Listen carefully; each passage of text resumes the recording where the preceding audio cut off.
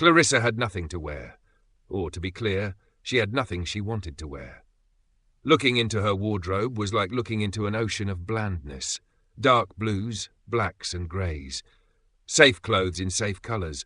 She longed for reds and mustards, but her mother thought that they wouldn't suit her hair colour. She could hear her mother's voice saying, "Redheads can't wear bright colours, dear.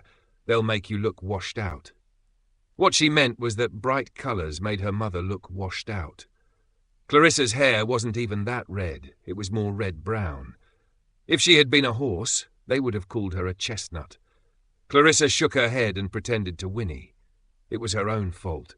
Clarissa was a grown woman with a job and a flat, but she felt powerless. She didn't want to be an accountant, but her mother had thought it would be a safe, steady profession. What had her mother said? "The world will always need accountants, Clarissa, and you're so good at maths." Clarissa was good at maths, but that didn't mean she wanted to spend her life sitting in a dull office doing other people's taxes. And then there was the car. Clarissa had made the mistake of telling her mother she was going to look at a new car during her dinner break, and her mother, being who she was, had just turned up. "Our little shopping trips are so much fun, Clarissa. When you invited me to come, I couldn't resist." Clarissa hadn't invited her. She'd only mentioned it in passing during one of their weekly phone calls, mainly because she couldn't think of anything else. The car she had set her heart on was a red two-seater, sporty rather than a sports car, but she could imagine herself zooming along the country lanes in it. What had she ended up with? A blue hatchback. The kind of car a married couple with kids might buy. How had her mother done it? It was like a superpower. You went in determined to buy one thing and always ended up with what she wanted. "Look at this blue car, Clarissa. Much more reliable, much more practical." She would talk away, and before you knew it, you were signing on the dotted line for a car you had had no intention of buying. Clarissa couldn't even be angry at her. Every argument she made was a fair one. They were impossible to disagree with. That was what made it so frustrating. The choices she talked you into were sensible, but they were also boring. And who wants a boring life? Then she saw the shoes in the shop window. They were flamboyant, outrageous, and ridiculously expensive. They were gold and sparkly. As she stood there, her nose just an inch from the glass, she knew she had nothing to wear with them, and little hope of ever being invited to an event worthy of such shoes. But she loved gold and wanted to wear them. It had taken all her willpower to pull herself away that first time. But she found herself taking convoluted routes whenever she was out so she could see them again. She had checked her bank account and she knew she could afford them. But could she justify them? That was her mother's voice tapping away in the back of her mind. Black shoes are better. They go with almost anything, and they don't show the marks. Heels are bad for your feet. They'll give you blisters. Clarissa contemplated her sensible black flats. They were comfortable. The door chimed. It was one of the shop assistants. "Why don't you come in and try them on? I've seen you looking over and over. Come on, the shop's quiet at the moment. You don't have to buy them." "I won't tell."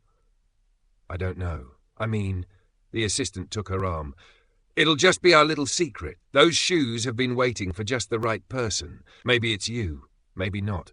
What have you got to lose by trying them on?" Before she knew it, Clarissa was in the shop. It was truly a shop of delights.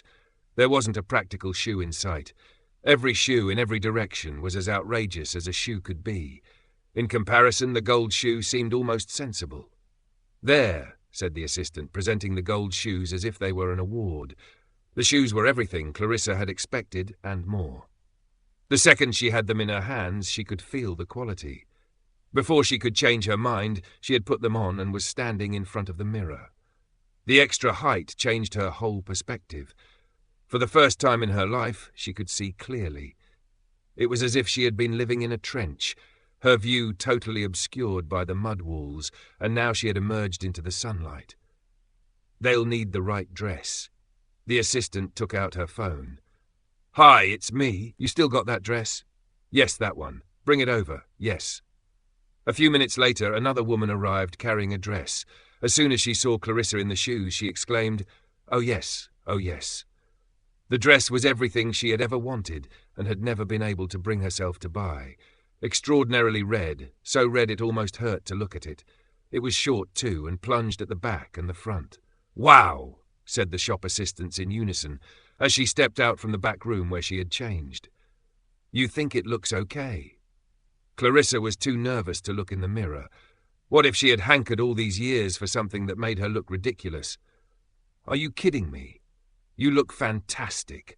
You should be on the red carpet in Hollywood." Clarissa looked at herself and had to take a step back. It was everything she had hoped for. The second shop assistant shook her head. "I never thought we'd find the right person for that dress, but it could have been made for you, and with those shoes, you're beautiful."